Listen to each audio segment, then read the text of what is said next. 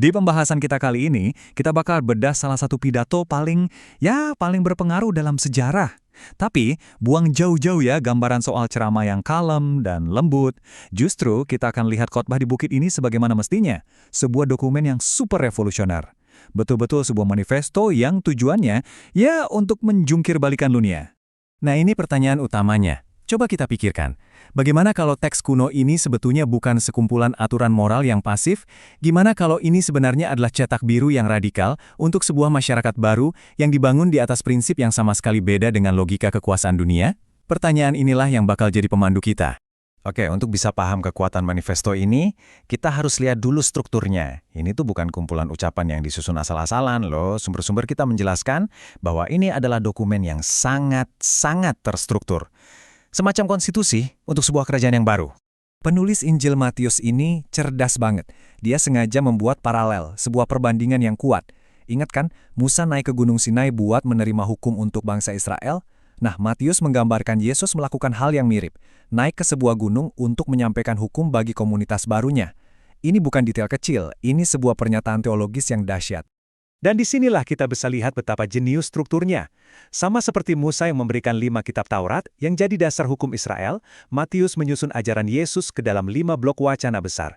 Dan khotbah di bukit, ini yang pertama dan yang paling fundamental dari kelimanya. Mari kita lanjut. Sekarang, pertanyaannya, untuk siapa sih sebenarnya kerajaan baru ini? Jawabannya, mungkin bakal bikin Anda kaget, karena ini sama sekali nggak sejalan dengan logika dunia kita. Pembukaan khotbahnya yang kita kenal sebagai ucapan bahagia itu adalah kuncinya. Para ahli menyebutnya sebagai paradoks suci. Gini, ini tuh sebuah pengumuman bahwa anugerah Tuhan datang duluan sebelum tuntutannya. Jadi sebelum Yesus menjelaskan bagaimana kita harus hidup, dia lebih dulu menyatakan siapa yang diberkati. Nah, ini dia yang luar biasa. Coba perhatikan deh, ini kan benar-benar membalikkan semua nilai-nilai duniawi, 180 derajat. Kerajaan yang dibicarakan ini tuh bukan buat orang kuat, orang kaya, atau yang lagi berkuasa. Justru kebalikannya. Berkat dan kekuasaan yang sejati, menurut manifesto ini, justru ada di tangan mereka yang selama ini dianggap lemah dan tak berdaya oleh dunia. Ini beneran perombakan total struktur kekuasaan sosial. Jadi kalau warga kerajaannya adalah mereka yang tadi disebut, lalu bagaimana cara mereka hidup?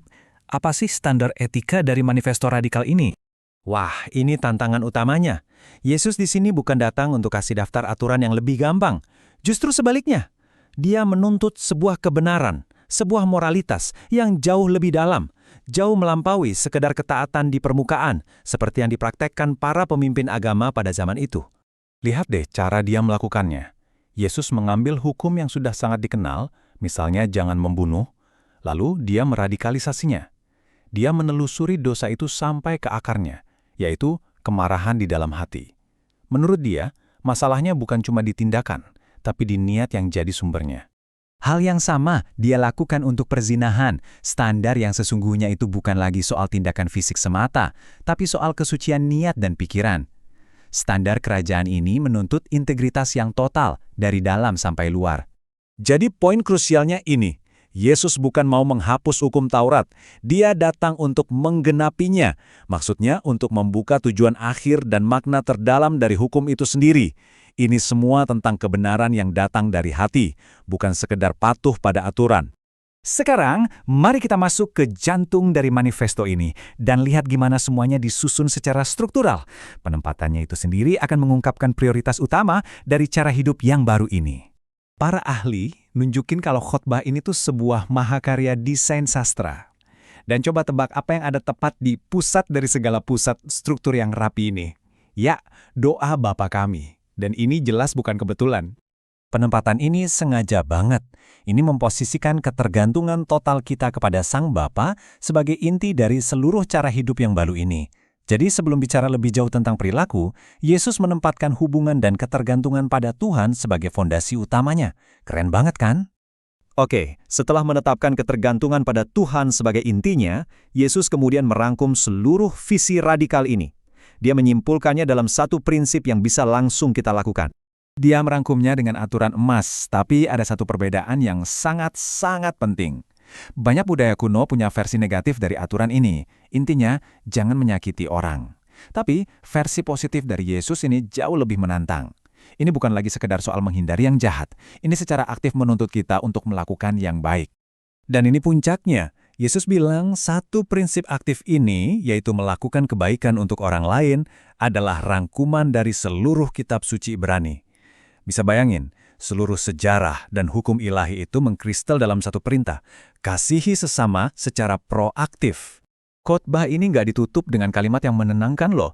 Justru khotbah ini menyodorkan sebuah pilihan yang tegas. Nggak ada jalan tengah, ada jalan dunia yang gampang dan populer. Dan ada jalan kerajaan yang sulit dan menantang. Setiap orang yang mendengar dipaksa untuk memilih.